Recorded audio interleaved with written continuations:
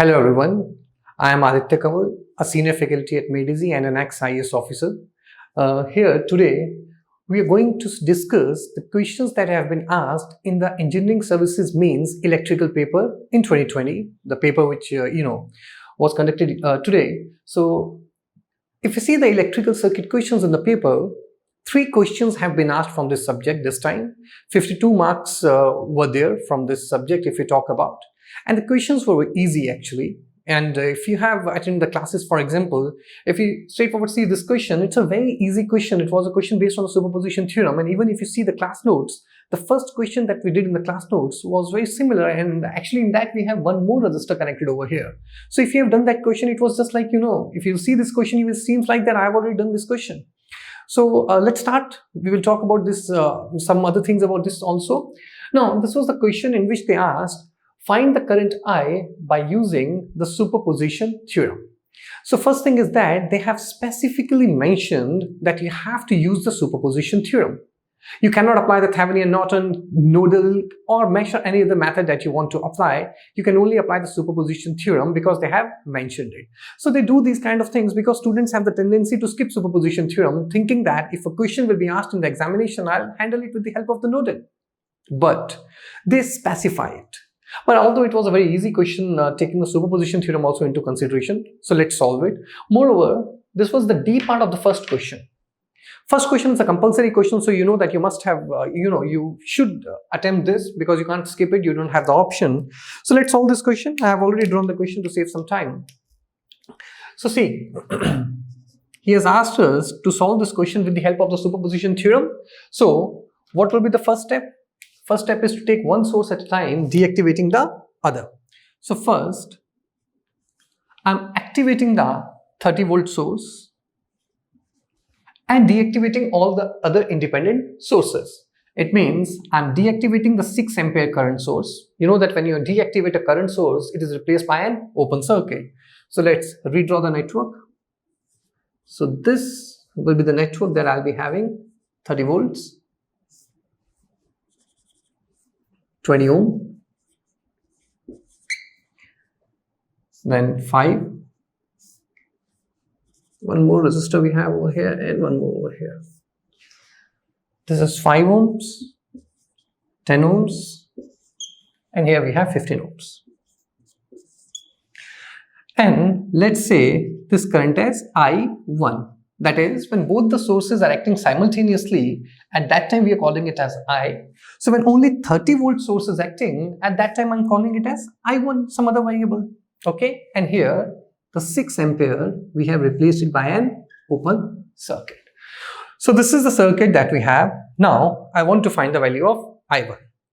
So a lot of ways means you can simply apply the KVL, or you can see a resistor connected in parallel with the voltage source is redundant. So this is the only circuit, so 30 upon this whole. Okay, let's apply the KVL.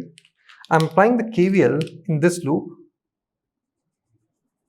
This is the loop I'm considering. So applying KVL, what we'll be having is minus 30 plus 5i1 plus 10i1 plus 15i1 is equal to 0. Therefore, from here if you see, i1 will be equal to 30 on the right hand side divided by 5 plus 10, 15 plus 15, 30, that is 1.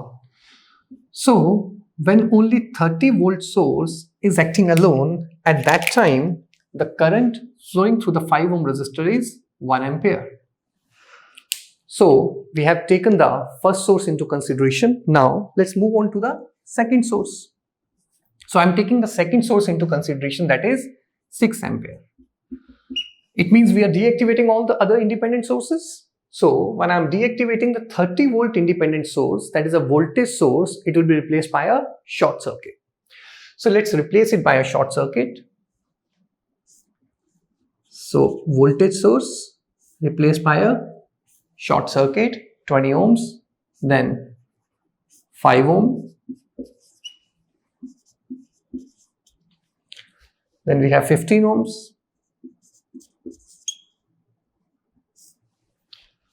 Then 6 ampere. And the resistor over here.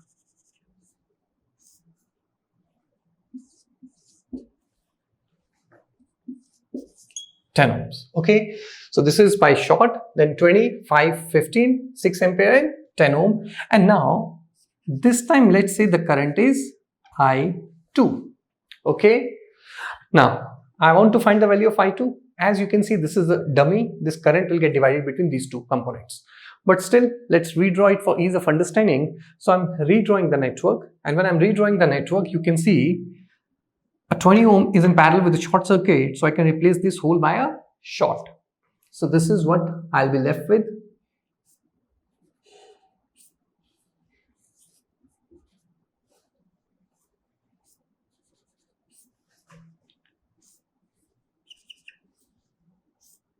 So this is 10 ohms, 6 amps, 5 ohm. ये तो पूरा short ले लिया है, and this one 15 ohms. And current I2. You can directly also find I2 by using a negative sign for the current division, or if you're not comfortable, then let's say some current I2 dash is flowing in this direction. You can see this current will get divided between these two branches. So I can go for the current division rule.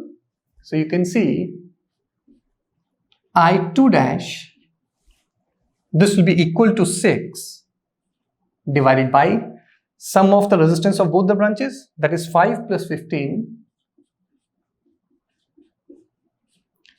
plus this branch resistance 10 multiplied by the other branch, that is 10, which will be equal to 6 into 10 divided by 5 plus 15, 20, 20 plus 10, 30. Hence, I2 dash is coming equal to 0.032 ampere. And as I2 is equal to minus I2 dash, as both are flowing in the opposite directions, therefore, I2 is coming as minus 2 ampere. So we have calculated the current for both the sources acting individually or one by one. So we have calculated the currents. Now, using superposition theorem,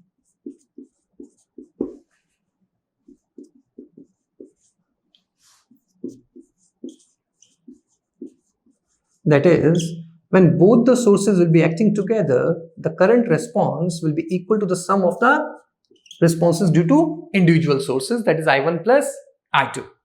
What is I1? I1 we have calculated as 1.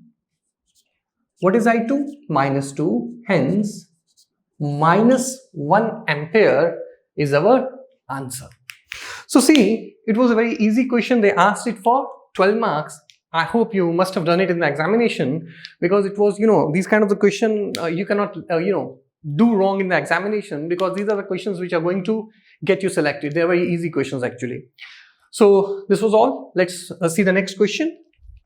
So I've already rubbed the board to save our time. So this was the next question that was asked in the examination. That is the second question, C part, for 20 marks actually. They asked this question. This was a transient topic question. What was the question? They said the switch in the figure is closed at time t equal to 0. That is, at time t equal to 0, we are closing the switch. So they said find the current I and the voltage across the capacitor Vc for t greater than 0. So they're saying that at t equal to 0, they're closing the switch.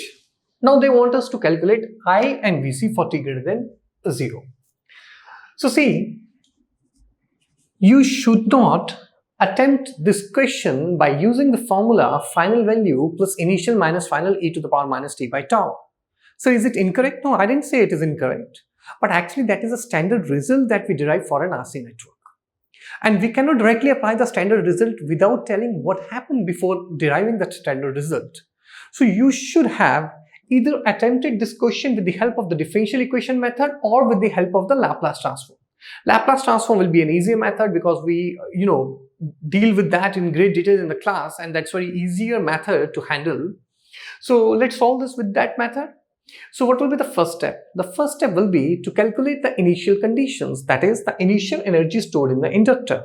But now, as they have said, the switch is closed at t equal to 0. It means at t equal to 0 minus, at t equal to 0 minus, that is just before operating the switch, okay, the circuit was initially unenergized because there was no source connected with the capacitor at t equal to 0 minus. Therefore, the capacitor voltage Vc was 0. And as we know that capacitor does not allow the sudden change in voltage, therefore Vc0 plus will be same as Vc0 minus, which is 0 volt. So the first step is over. Now the next step is to develop the circuit after the switching, that is for t greater than 0. For t greater than 0, the switch will be closed, and this is the circuit that we'll be having. 25 volts, switch closed, 20,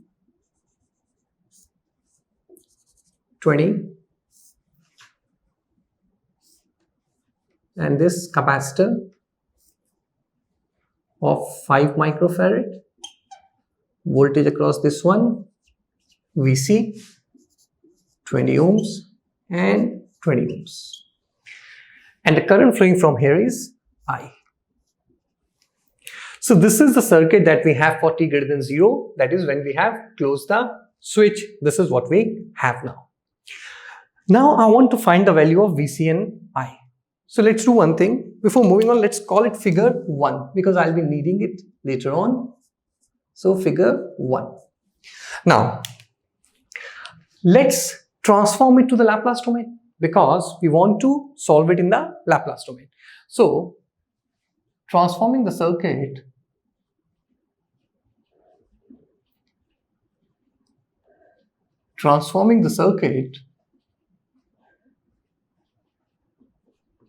from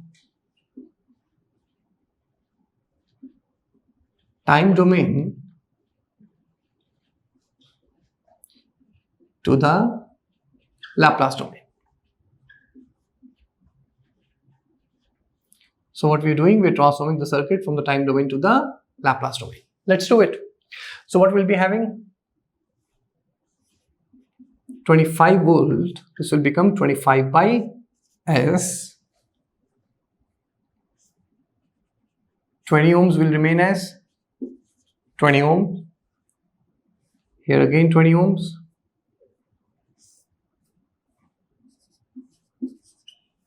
Then capacitor will become 1 by Cs because there was no initial voltage in the capacitor. Had there been any initial voltage in the capacitor, then we could have connected actually a voltage source in series or a current source in parallel. But as initial voltage is not there, so we are not connecting anything. So this is 25 by S, 20, 20. This is 1 by Cs. Okay, so 1 by 5 micro S. And for micro, I'm writing 10 to the power 6 in the numerator, which can be further written as 10 into 10 to the power 5 कर सकते हैं, तो क्या हो जाएगा? 2 into 10 to the power 5 divided by S. Okay. Now, Vc, this will become plus minus Vc of S. This I of t, this will become I of S. Okay. I hope you got the circuit. 25, I have written 25 by S. Resistor will remain as it is. I of t will become I of S. Vc of t will become Vc of S. The capacitor reactance will be 1 by Cs. So 1 by C is 5 micro. Micro I have written in the numerator. That's it. Now, in this circuit, I'll have to do the calculation. So if you see, if I want to apply the nodal, what will be the voltage at this node? VCS, parallel, same voltage. So let's apply the KCL or nodal at this node. So KCL I'm applying, or nodal you can say. This will be VCS, Vc of S, minus this capacitor, minus this source voltage, minus 25 by S, divided by the resistance 20, plus VCS divided by 20 plus VCS divided by this reactance. So I'm writing it as 20 into 10 power 4 in the numerator into S is equal to 0. Okay, why I have written 20? Because in the denominator here also 20 was there. So I thought 20, so it will be easy for us to take the LCM. So 2 into 10 to the power 5, I have written 20 into 10 to the power 4. Now, I want VC of S.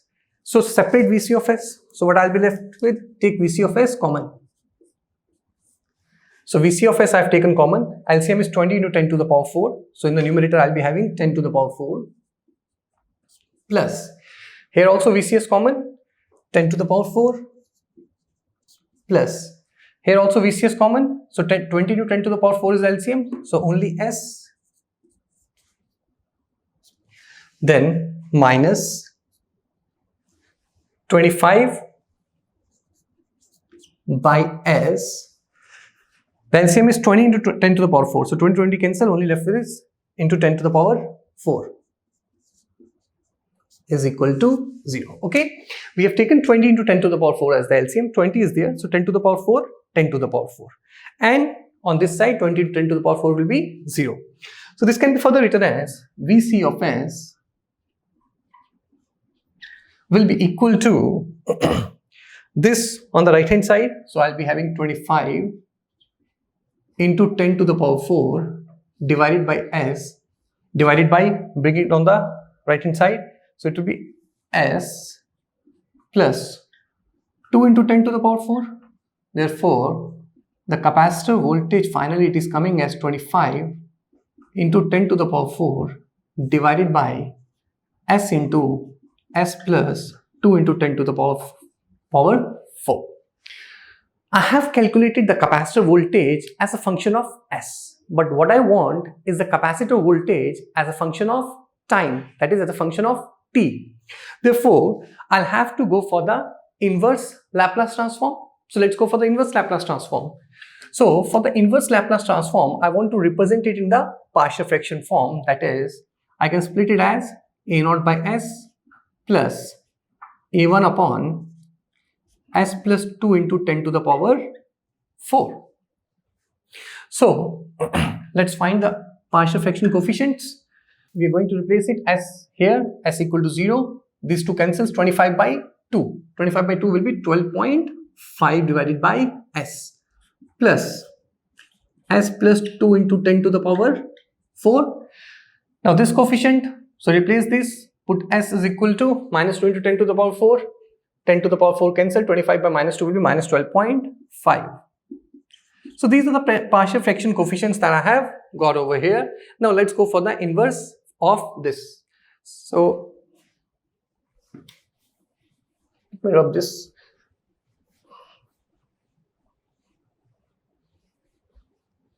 Now, if I take the inverse for this one, you can see, okay, let me fit it over here only. I don't need this equation anymore. So you can see VC of t taking inverse Laplace transform. In short, I am writing ILT. VC of t will be equal to 12.5 by S. You can write 12.5 UT or 12.5 minus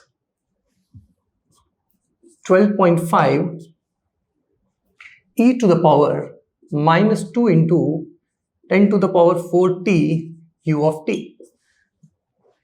Okay, 12.5 ut minus this, here I have written 12.5 e to the power minus 2 into 10 to the power 4t ut. Now, VCT, this can be further written as, if I take 12.5 common, so this will be 12.5 into 1 minus e to the power minus 2 into 10 to the power 4 t u of t volts.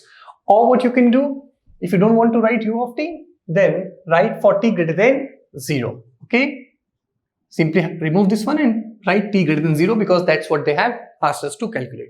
So this is VC of t that we have calculated. Now next thing that we want is I of t. Therefore, you can see from figure 1, that is this figure, that's why I didn't rub this one. From figure 1, you can see I of t, can you see this will be equal to 25 minus the capacitor voltage Vc of t, because Vc of t will be the voltage at this node also. So 25 minus Vc of t upon 20.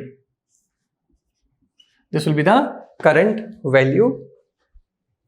Therefore, this can be further written as 25 minus Vc of t. Minus Vc of t is minus, otherwise you can see from here also, minus 12.5 plus 12.5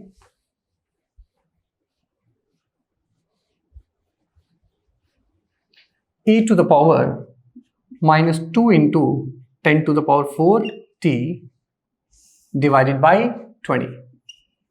Therefore, I of t, this will be equal to 25 minus 12.5 will be 12.5. So we can take 12.5 common divided by 20. In the bracket, we'll be having 1 plus e to the power minus 2 into 10 to the power 4 t. Okay, because this will be 25 minus this will be plus. So plus. Now 12.5 by 20, I of t, which can be further written as 12.5, we can write it as, let me write it over here, 12.5 we can write it as 25 by 2 into 20. So 25 divided by 4 into 2, 8. So this will be 5 by 8, 1 plus e to the power minus 2 into 10 to the power 4 t ampere for t greater than 0. Or you can write ut like this, or you can write the limits for t greater than 0. So this is what they asked us to calculate in the exam, the capacitor voltage Vc and the current I for t greater than 0. And this way we could have easily calculated it. Okay, so again I'll say this was an easy question comparing the mains level into consideration, because not a lot of difficult things were there. Firstly, there was no initial condition in the capacitor. Had there been any initial condition in the capacitor, then we could, we had to connect, or in that case we will have to connect a voltage source or a current source. That you should know actually. And even if you see, the elements are not a lot, means I would have preferred to put L also along with the C, because you can even cross check your answer with the help of the shortcut formula, final value plus initial minus final e to the power minus t by tau. I'm not saying that giving easy question is bad actually, but yes, a little bit tricky, would have been better taking the transient topic into consideration. But yes, this is also okay kind of question. 20 marks is more, 12 marks I would have said good question. But fine, it was a question that was asked. Now let's see one more question, because 3 questions they asked. First one was 12 marks, this one was 20 marks, one more question they have asked for 20 marks. Let's see that question, okay? Now this is the next question actually they asked, that is the third question number, the B part. This question was for 20 marks. This was from the topic sinusoidal steady state analysis. Again, a straightforward, very easy question if the calculator is at disposal. For 20 marks, it's a very small question actually, which will save a lot of time in the examination. And whatever calculation that has to be done on the calculator, I have already done that to save our time. So let's see how to handle this. In this question, they have given the value of the current I. They are asking you to calculate the value of voltage V, the current I2 and the current I4. So there are a lot of ways you could have handled this question. How I'm going to do it, I'm saying that let's calculate the equivalent impedance of the circuit. So as all the branches are connected in parallel, so can you see the total admittance we can calculate, because the admittance will be the sum of all the branches. So the admittance will be the inverse of the equivalent impedance. So the admittance will be 1 upon minus J20 plus 1 upon J8 plus 1 upon 10 plus 1 upon 16 minus J10. Okay, so what will be the net admittance? The sum of the admittances of all the branches connected in parallel. So it's admittance because reactance is given. So the susceptance, that is inverse of this, will be 1 upon minus J20 and so on. So when you solve this, the equivalent impedance will come out to be, I have already done the calculation to save over time, this comes out to be 6.245 plus j 2.02 plus j 2.02. So this will be the equivalent impedance for this hole. It means this can be redrawn like this, isn't it? The circuit can be replaced by its equivalent impedance. This is plus minus V, current flowing I, and this is Z equivalent. So from here you can see the voltage V will be the current I multiplied by the equivalent impedance. And the current I is already given to us in the question as 30 at an angle of minus 21. Therefore, after multiplying this on the calculator, we will get the answer as 196.9 at an angle of minus 3.06 degree volts. This is the voltage V that we'll be getting. Okay. Now, next what we want is the current I2. What will be I2 will be equal to? I2 will be equal to voltage V upon J8,